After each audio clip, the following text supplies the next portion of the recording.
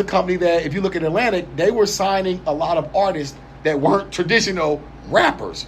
They were signing artists that had ghostwriters and that had reality TV fame, and they were put like even I love Cardi B. They've been doing that for a while. Right, but I'd say that the record business, the music business, a lot of it changed. It's a business, right? Because back when we came up, having a ghostwriter and all that stuff was frowned upon. Yeah. But now, as long as you give me some money, you can get whatever. You get your ghostwriter, get you somebody gimmicks and all kinds. Well, of stuff. I guess they approached her like, you have 7 million followers. We could turn this into money. So whether she had a gold record, I've never heard the record, and I'm sure it's probably trash, right? But she had a gold. Well, if you have 7 million followers, and now you're just selling your brand, you're not even really selling the music. People are just supporting you because they're your followers. So if you have 1 million people that buy your album, or for gold, 500,000 people that buy your album, just because you have a social media personality, that's crazy. And if your following is big enough, and you got a big enough following, they start paying you on social media. They do that for your following. So it's several different ways that people make money off of merch. Building themselves on social media. Merch. I mean, but as an artist, you know what I'm saying, your music is your calling card. Yeah. So, if you're on social media, you put your music out there. And see, I'm an authentic hip-hop fan, right? So I love the lyrics. So, like, right now, my favorite artist now is Benny the Butcher, right? So all those are out of the Griselda camp. They're all coming out of Rochester. They're coming out of, Rochester, New York. So they're all out of upstate New York. Man, when I tell you when it comes to lyrics, I don't think Benny the Butcher and Conway, Conway just signed with Eminem, but I don't think there's a better group of lyricists out now than Benny the Butcher and Conway. Their whole Griselda camp, I don't think anybody's touching them in lyrics right now. I don't know, man. I guess I'm more of a mainstream. I'm like, the J. Cole's, the Kendricks, the Wale's, you know what I'm saying, where they all make good vibe music and stuff like that, but they still speaking the truth by spitting. Have you checked out Griselda, the label? Nah, I had to check that out. I'm gonna turn you on to them, man. They're out of upstate New York. But if they they're out of Syracuse. That's where they're out of. If they not. Look, let me tell you this. Do you remember the vibe you got in the mid '90s from the Locks? Yeah. This is the Locks on steroids. This is the Locks on steroids. But I'm a big 100. I like the Locks, but I kind of like them separately than more together. But you remember the lyricism, right? Yeah, right. Man, I'm telling you. I'm telling you. We got to check them out. Most people like Conway. If you're not hip to Conway, Conway's been doing this thing now about close to 10 years, right? Conway was a dope rapper. He got shot in the back of his head in a van. So now one side of his face is paralyzed. So he has that funny talk because only one jaw moves. And the music is even better with the accent from being shot. So it's like one of them 50 Cent type situations. Man, Conway's a beast, man. I'm telling you. Go to when you get out check him out. But go to Funk Flex, listen to the freestyles on. But more importantly, here go my thing is, and I love all the mainstream artists, but I like independent artists because when they finally, you can hear the rawness in their lyrics and stuff like that. So got Griselda, man. Right. They're independent. So I mean, I big ups to them cats, but I'm more concerned about what goes on in my city. I got you. And I'm not too much concerned about what goes on in these other cities. I want our city to blow up. I want these artists to blow up in our city. I got you. Locally, who you in tune with? Locally? Mr. Yola. We got the young lady that's popping with the young sensation that's coming out with Timbaland. I've been peeping her music. She will be up here. I'm saying. Yeah, Mars. Yeah, she will be. Mars will be up here. Yeah, she will be. Mars will be on Urban Voices Radio. We got Voice. Voice Allen. I've been listening to him. I'm not hit the voice. Hip hop. Yeah, singer. I think he's a singer. Yeah. R&B. Okay. It's you got Delmar. He came up here. Junior J. It's several of them out there that PJ gifted. I mean, Sasha Renee. It's several. You know what I'm saying? But King Castle. What he said. You know what I'm saying? It's a lot of them. But the thing about it is, it's so many of them, and they in so many parts of the city. Why not? Let's come together. Let's put on Louisville should have a showcase to showcase the talent in Louisville. They got somewhat, but we got the facilities, man. We got the facilities. We just have to come together. We need to make that happen. Yeah, I mean, we need to do something. You know what I'm saying? I mean, instead of always bringing somebody else in the city, I mean, outside the city, bring some local artists from the city. Well, you know why I think the city has so much talent, man? I'm originally from the Bay Area. Right. So there's like a sound in the Bay Area, right? And then, you know how certain cities have a sound? What makes Louisville so unique, there's not a sound here. If you listen to artists from Newburgh, they have a particular sound. If you listen to artists from the South End, they have a different sound. So there's all these different eclectics of music in different little pockets across the city that sound, and I think that's great because you can't lock Louisville down to one particular style of music. I mean, I think, you know what I'm saying, we got the makers of being just as big as the artists from New York, the artists from Atlanta, the artists out Cali. You know what I'm saying? In my opinion, we got a whole different we got a whole region that we could put on the map. We do. And be just as big as the New Yorks, the Atlantas, the Californias. So do you think we need a sound, or we need to let people be independent? No, I mean, because you still got different sounds coming out of California. You got different sounds coming out of New York. You got different sounds coming out of Atlanta. I don't think it's so good music is good music. Right. Good music, good music. I mean, but like I said, I think more the problem is the stuff that we don't see, the collaboration, the networking outside of that. Because we still got artists that have major deals. You know what I'm saying? Like, you know, we got Bryson, he's from Louisville. Right. We got Jack Harlow, he's from Louisville. Making noise right Making now. noise. We got B Blazing. He's up and coming. Yep. We got Lil Sage. Yep. He's from Louisville. You know, we got different people from this city. Jamarcus No. Yeah, I mean, different people that's coming, that's making noise. Hey, not I don't want to lose this point real quick. Say someone like Jamarcus knows, right? Right. That goes to show you that it takes a record. It takes a record. Because Jamarcus No had that record for maybe 10 years. He had been performing that record for maybe 10 years. He went to a music conference and Irv Gotti heard that record.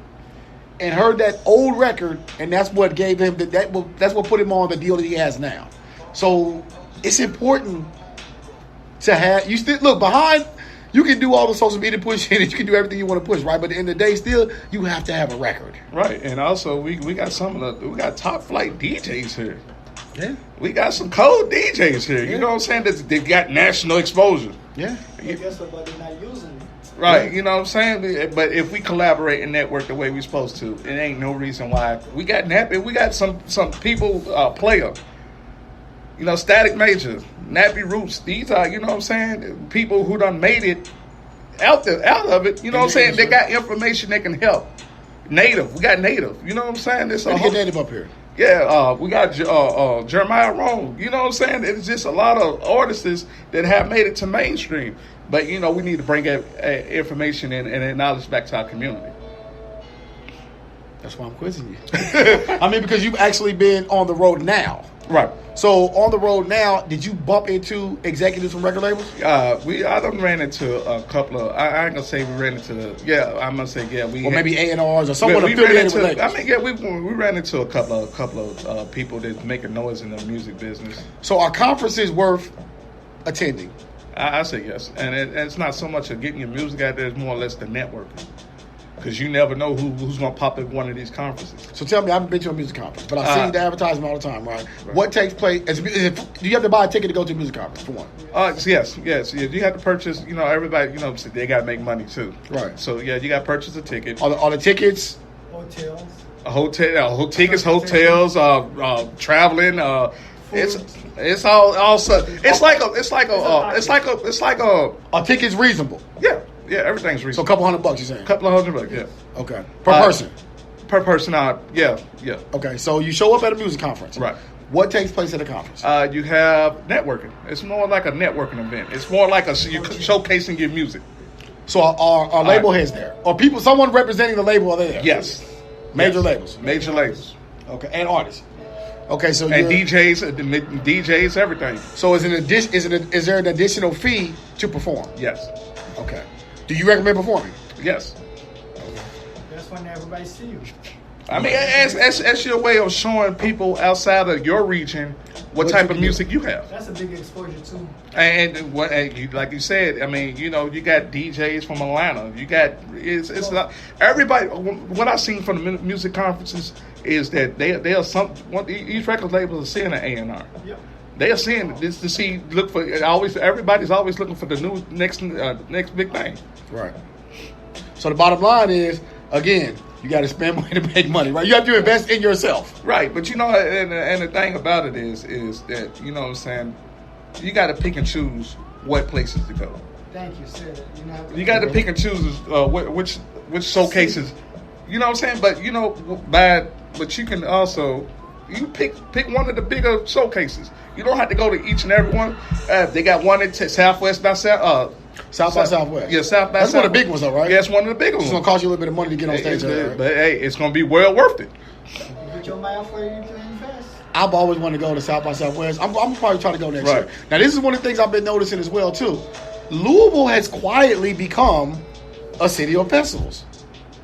There's more and more music festivals that I see popping up here now than I've ever seen before. So we have the big one. But did you see any Louisville artists perform? I don't. And see, but it's one thing. Now, is that politics or is that Louisville artists not putting themselves in position? They're not. Investment. You have to invest. I think it's a little bit of both. But I think in order to get on the festival, we should be throwing a couple of showcases. You know, small showcases leading up to the festival. So our biggest festival here is what? Forecastle, right? So Forecastle now is our biggest one. But we've had other ones as well, because I've been getting emails from different people about different festivals coming in. But something in the promoter play a big role on those kind of stuff too, trying to boss. Plus, it's people undercutting. It's people undercutting each other instead of working together. Undercutting by, you know, explain, bro. I mean, when everybody know what undercutting is. But in the music business, okay. what is the particular? Undercutting is like, okay, well, here, okay, like payola. Yeah. Okay. So, hey, you got one artist that's already been signed, then somebody go behind that artist, be like, I offer you a little bit more money, and they'll bump you off, so I can bump. Yeah. Mm-hmm. Oh, that happens. Yeah. So you can pay money. Is your money refunded? You know what they'll do? Put you on later. They'll put you. They'll shorten your time. They'll keep your money, but they'll shorten your time. That's true. They'll move you up. You know, then you be the one performing with no crowd to oppose slots. It's basically based on slots. Right? Yeah. So say last year, T-Pain was here. Right. Okay, at Forecastle. So generally, you probably want a spot around T-Pain if that's your target demographic. Yeah, you want a spot right before the major artists come on, because that's where you can get the most buzz and get your music out the most. Right. So if you got say they start off, you got to pay $3,000 for a slot. Okay, you pay your $3,000, then somebody will come behind you, and they know that you got that slot. Somebody come back. I think my artist is better, but what I do is I'm gonna give you $5,000 for that slot. They'll push you up. And they'll push you up. They'll push you up because they want to keep their money that they're making, but they'll push you up. Okay, so with this game you're giving, right? Is it possible now? Do you think it's smart now when you're approaching these situations about getting slots to get a contract? I think. Well, I don't know. It's not even possible to do. I mean, because like a lot of this. Every second count. Right. The money. It's all about the money. All about the money. Okay. And your artist. The funny thing is, like, I'm sorry to cut you. No, go ahead. The way, like, sometimes. Come over. Can you come over? They can hear me. Oh, they can hear you? Okay. The funny thing is about it too. They look exactly the time slots every second. Okay. So if I say 3,000 and 5,000, they're looking exactly how much money do all the artists, because half of those promoters still not finished paying the artist their whole full money until the performance is done. So they're giving a down payment and the back end comes once the artist takes the stage. Yes. Okay. So that's why a lot of promoters here in Louisville say, hey, Sean, hey, I got Jesus coming. So what they will do, the promoter give Jesus $5,000, they still hold Jesus 25 or 30 or whatever it is. So what they're gonna do with each artist, this time it's gonna be I know Jesus coming out at 12 o'clock. Mm-hmm. I'm gonna let you go for 15 minutes at 11:45, and you say well, you're not hot enough. Give me 1,000, and they let you come at 8 o'clock. Okay. So they're pretty much based on your salary, and that's how is your position, your slot position. Your slot positions.